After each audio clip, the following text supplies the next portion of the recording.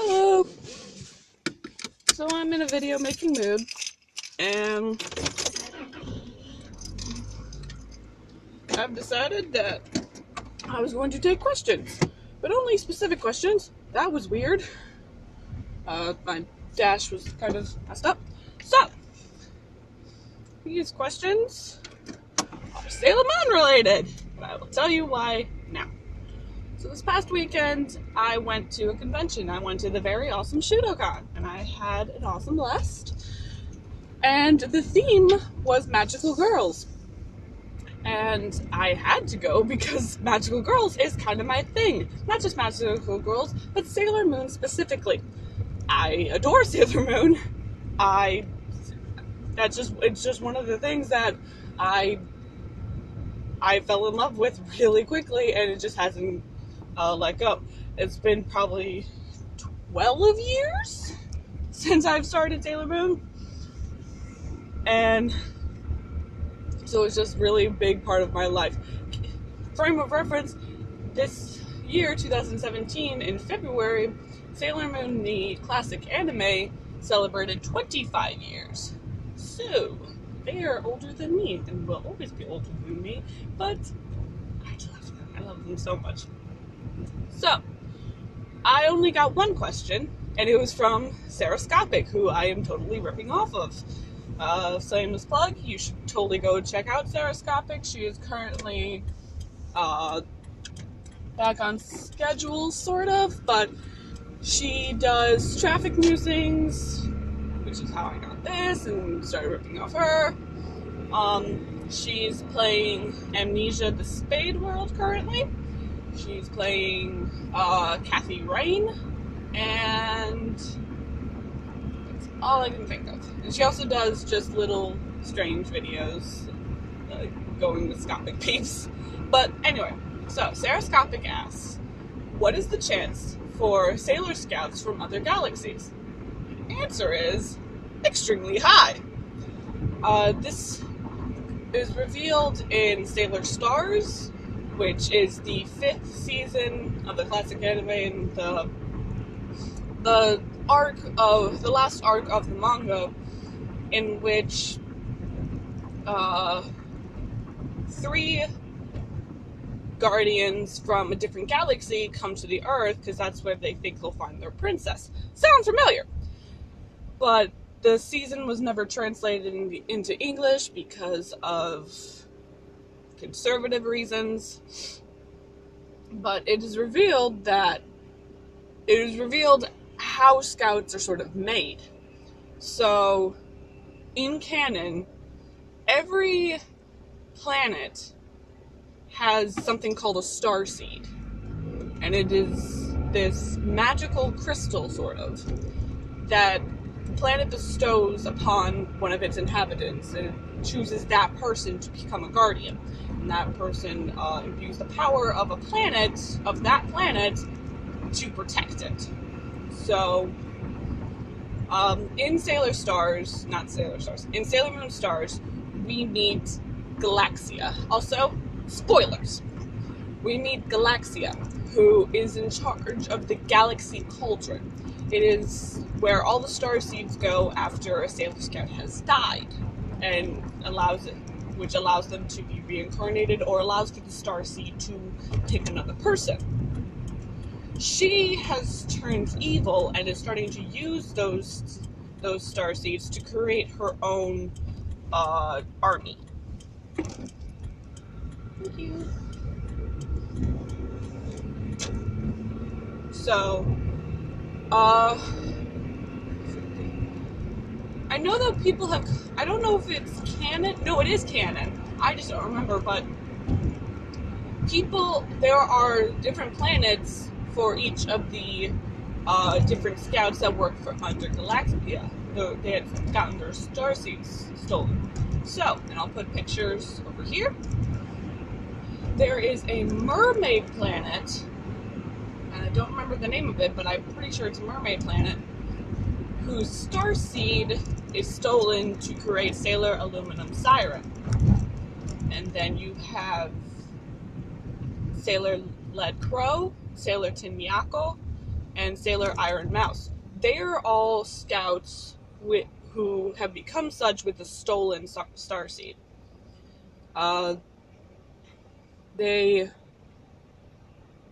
But all of those planets that those star seeds are stolen from are from, of course, outside our solar system. So there's your answer. I'm just gonna keep on rambling because I've got 40 minutes to drive, so I'm just gonna keep on rambling. But you also have, in Sailor Stars, you have Sailor Scouts from other galaxies who just sort of got twisted a little bit, which it's not that strange because that actually happens. That happens quite a bit in Sailor Moon. Actually, it doesn't happen as much as you think, but it also isn't as rare as you think. So we have that happened.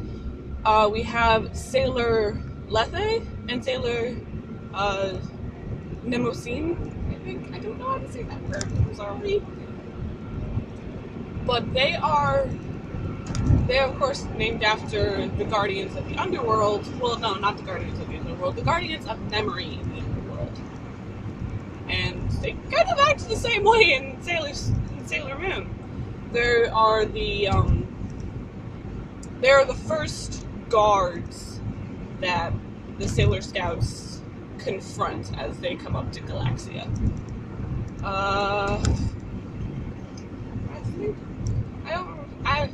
See, that's the thing. I know a lot of Sailor Moon, Sailor Stars. I know a lot of the Stars arc from the musicals, and they don't go into this. Like, Lethe and Mnemosyne aren't as notable outside of the manga, which is sad because they're so pretty. Actually, also, speaking of the musicals, and I probably did this consciously, but speaking of the musicals and sailors from other galaxies, there's also the scout of Sailor Astoria, who she's a character specifically to the musicals, but she comes from a dark moon and then becomes brainwashed into actually becoming a villain, much like Mistress Nine and Sailor Saturn. But she's also outside of the solar system, so different galaxy. So I don't know if it's canon or if it's just fan theory canon, but Queen Serenity, Sailor Moon's mother, said that she actually did not come from the moon, that she came from another planet and basically landed on the moon and created the kingdom. It said that she came from the same planet as Queen Helenia. So, I don't know, like, maybe it's even more of other galaxies because she didn't originally come from our moon. So there's that. So it is feasible in the Sailor Moon canon that there are other galaxies and that have Sailor Guardians, much like our solar system does. And so that just widens the possibility that, like, whatever otaku senshi you want to make, you can make it because it's really easy to do so. What else was I going to talk about? Okay. So since that was the only question that I got, I'm going to talk about the different versions of Sailor Moon and their pros that you should go watch them. So go experience them. So you have the manga, which is the original, and I'll get into that later. But I was talking to a friend, and he said he didn't really like Crystal because he felt it was created just so people who went, well, which do you like better, the anime or the manga, could just say both because one was exactly like the other. But that's not the reason why I like the manga. Is that it's very pretty, number one, and number two, there are so many things that the anime just doesn't go over. Like I said, Lethe and Mnemosyne, they're very beautiful, they're very intriguing, and just they were never included in the anime. They're not included in many things. And then alongside the manga, you also have all these side stories that Takeuchi Nako created, and they're very hilarious and they're very intriguing. Like you have a sort of like opposite world, Sailor Moon, that takes place in the Crystal Tokyo times, and Minnie Moon has a sister, and she's kind of a dork. And it's like you get to meet all the other Sailor Scouts' children, and they're all dorks, and it's awesome. It's adorable. I want to see more of this. The classic anime, it's of course a classic, so there's just so much. And it does its own thing a little bit. It creates its own canon universe because it was written the same time. It was being produced the same time that the manga was written, so it didn't really. It much like the Full Metal Alchemist and Full Metal Alchemist Brotherhood. It didn't know what was going to happen, so it kind of just made up its own thing. I haven't seen the classic anime in a long time. I know that that's something that I should probably watch again, but I can remember stuff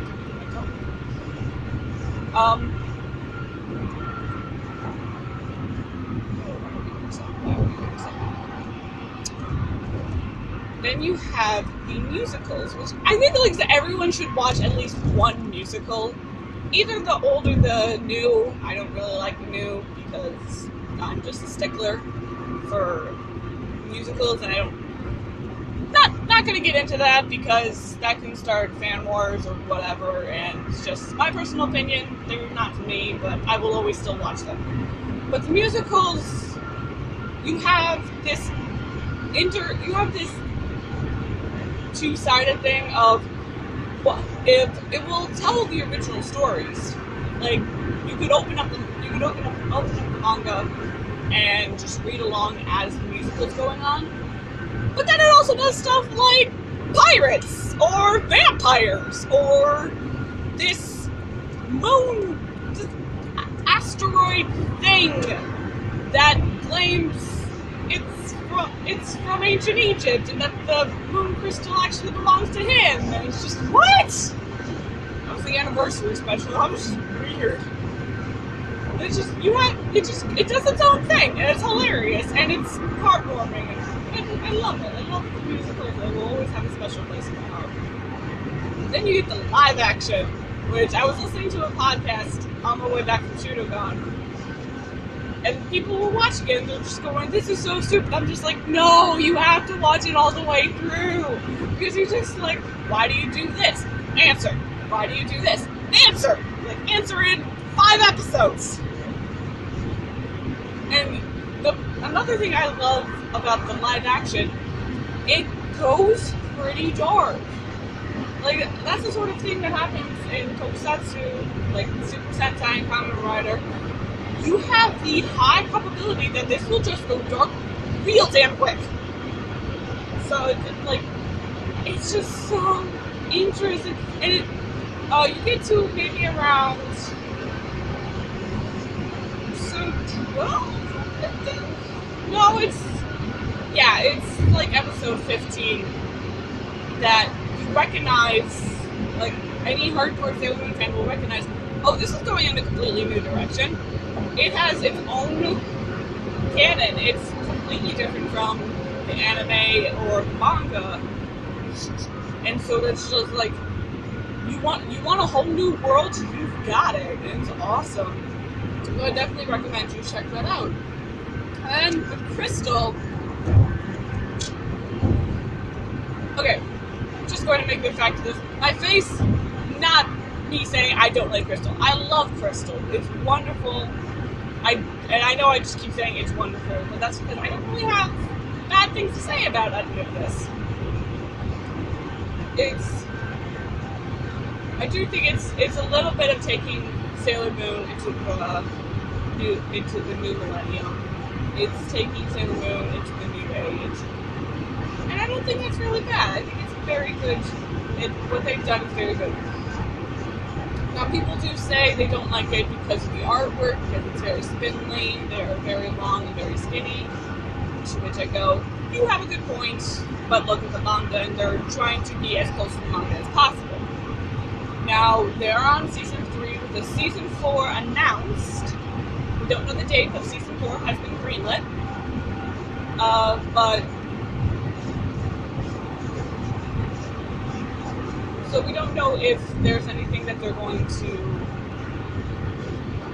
not mention, because there's a lot of things, like I said before, there's a lot of things in the manga that just never made it into the anime. I'm waiting for the day we get our Sailor Asteroids, because they're my favorites. Someday want to cosplay them if they were so intriguing. Not intriguing, intricate. Oh my gosh, they have complicated outfits. Or Sailor Left-Hand Rossini. Or, actually, if they could, I know this is going fun, but Toy, Sailor Moon Crystal, if you could mention Sailor Gucci and Sailor Prada, not even kidding, putting the picture here, that would be hilarious, and I will buy all your stuff to do that. So, I want to know more about those. Those are so awesome. So, there you have my little rant. Pick whichever one you want, but just check out Sailor Moon. She's a powerful person, and even a more powerful franchise. She proves to other women that, you know, femininity is not a burden, it is power. It is stronger than you could ever think of. It proves that even when you have masculine features or you do things that aren't exactly called feminine, you can still have a feminine side, no big deal.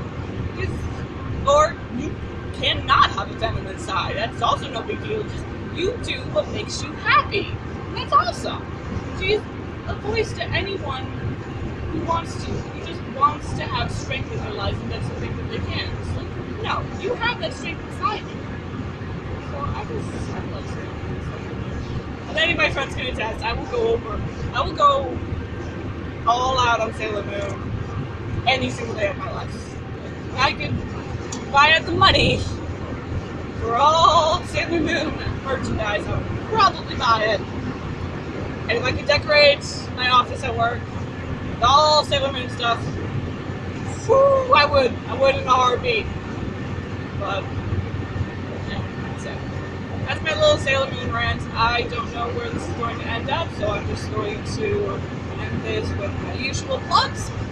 Like I said before, go check out Stereoscopic. She is very awesome. She has way more not filler than I do. She actually keeps things on the road. Go check out Kinasume. AJ just put up a bookbinding video and is also looking for people. They're looking for neurodivergent people, people of color, people with disabilities, and I don't remember the fourth one.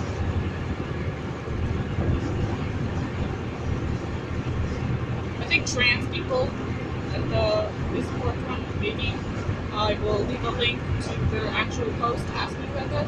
Also, people with vitiligo. They're looking for people so that they can ask them questions and get a proper representation in their new webcomic that they're developing. Check out CaptainMolPaca. He's currently sick, so they haven't been making videos, but go check out their stuff. It's very awesome. They are currently sick, but they're also screaming about new season because why the hell not? New season's awesome. Check out my page. I don't do much on it besides just random videos. I think the most recent one was my Shadowhunters theory video, which, whew, that was wrong. I was very wrong on stuff, but what happens when the TV show goes in a completely different direction, and that's okay. I was very blown away with the mid-season finale. I was not okay the next day. I could just ask any of my friends, I was very much not okay. So, and just have have a fun time around YouTube. Enjoy yourself. Have a nice day. It's cloudy over here, but I saw sun earlier, so maybe it'll pop back up. I'm going to pull over and hear the horrible, horrible sound that I hate and turn this off. So yeah. Ta-da!